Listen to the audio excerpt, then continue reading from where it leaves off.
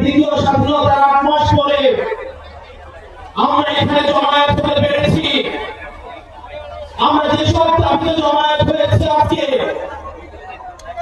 সেটি আমাদের জন্য গর্বের কিছু নয়, বরং এটি আমাদের জন্য লজ্জা।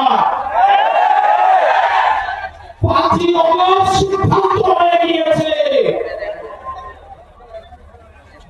হাসিনার পুনর্বাসন, আওয়ামী লীগের পুনর্বাসনের প্রতি সারা বাংলাদেশের মানুষ রেড কার্ড দেখিয়ে দিয়েছে। 5ই অগস্ট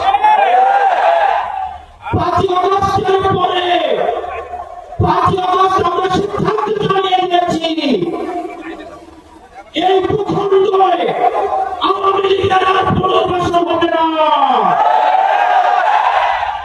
সেই আওয়ামী লীগ আমাদের দায়িত্বপ্রিয় ভাইদেরকে বাইতুল মুকাররমের সামনে থেকে টেনে টেনে রাস্তায় নামিয়ে এনেছিল, সেই আওয়ামী লীগের আর পুনর্বাসন হবে না।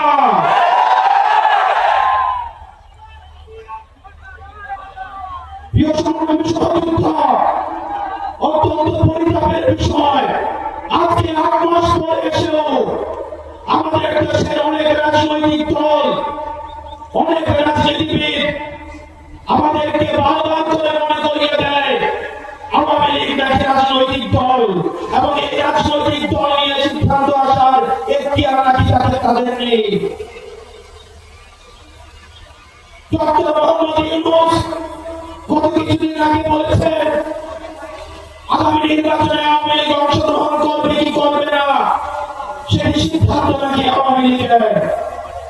ডক্টর মোহাম্মদ ইউনূস, আপনি ভুলে যাবেন না, আমরা প্রায় ক্ষমতায় বসিয়েছি। আওয়ামী লীগ নির্বাচন করবে কি করবে না, আওয়ামী লীগ আসবে কি আসবে না, এই সিদ্ধান্ত নিয়েছি আমরা। আওয়ামী লীগ মারা গিয়েছে বাংলাদেশে, আর জানাতে হয়েছে দিল্লিতে। আমার ভাই আপনার এবং শহীদ আবু আলিফের রক্তের উপর পা দিয়ে এই আওয়ামী লীগ বাংলাদেশে আসবে না।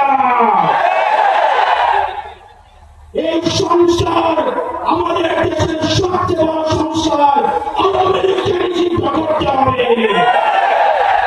কোন কিন্তু অথবা নেই। আচ্ছা, দেখছি এরকম কিছু নেই, আওয়ামী লীগকে নিষিদ্ধ করতেই হবে। আপনারা ভুলে গেলে চলবে না, আওয়ামী লীগ কোন রাজনৈতিক দল নয়। ৭১ পরবর্তী সময়ে আপনারা দেখেছেন শেখ মুজিব সর্বপ্রথম বাকশাল দায়ের করে গণতন্ত্রকে গোলামে হত্যা করেছে।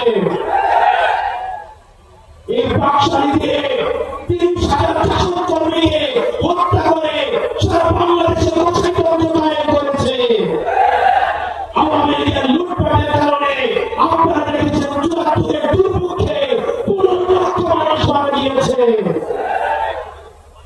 আমরা বারবার করে বলতে চাই, আওয়ামী লীগ কোন রাজনৈতিক দল নয়, আওয়ামী লীগ হচ্ছে সন্ত্রাসী সংগঠন। এই সন্ত্রাসী সংগঠনকে নিষিদ্ধ করার মধ্য দিয়ে আমরা সংস্কার দেখতে চাই। একই সাথে সাথে সাপ্লাই যে হত্যাকাণ্ড হয়েছে, আমরা আপনাদের কাছে অনুরোধ জানাবো, এই সাপ্লাই হত্যাকাণ্ডে যারা শহীদ হয়েছে, আজকের এই মঞ্চ থেকে এই শহীদের লিস্ট আপনারা তাদের সামনে প্রকাশ করুন। একই সাথে সাথে হাসিনা এই ফাঁসি দেওয়া পর্যন্ত প্রয়োজন হলে আমাদের শেষ রক্তবিন্দু দিয়ে এই তরুণ প্রজন্ম আমরা হাসিনার ফাঁসি নিশ্চিত করা পর্যন্ত আমরা আন্দোলন চালিয়ে যাব।